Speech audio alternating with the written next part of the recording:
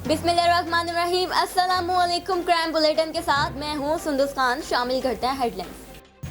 Bloch colony में कत्लो गारत का मुअम्मा। 29 मई को सुबह के वक्त वकास को उसके मुलाजिम सज्जाद ने अपनी बीवी मुस्कान के साथ मिलकर कत्ल कर दिया।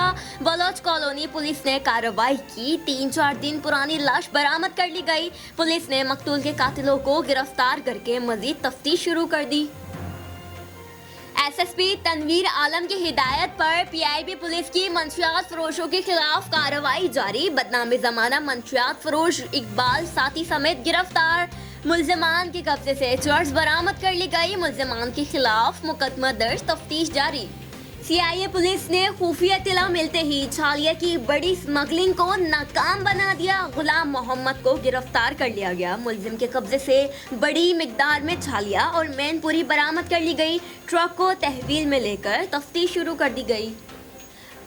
पाकिस्तान कोस्ट गार्ड को असलहा और मंशियात बैरून मुल्क स्मगल होने की इत्तला मिलते ही डीजीपी सीजी ने मुतालिका कमांडर को इलाके में चेकिंग सख्त करने और कार्रवाई की हिदायत दी। गाड़ी की चेकिंग के दौरान 10 किलोग्राम आइस बरामद, 3 स्मगलर गिरफ्तार।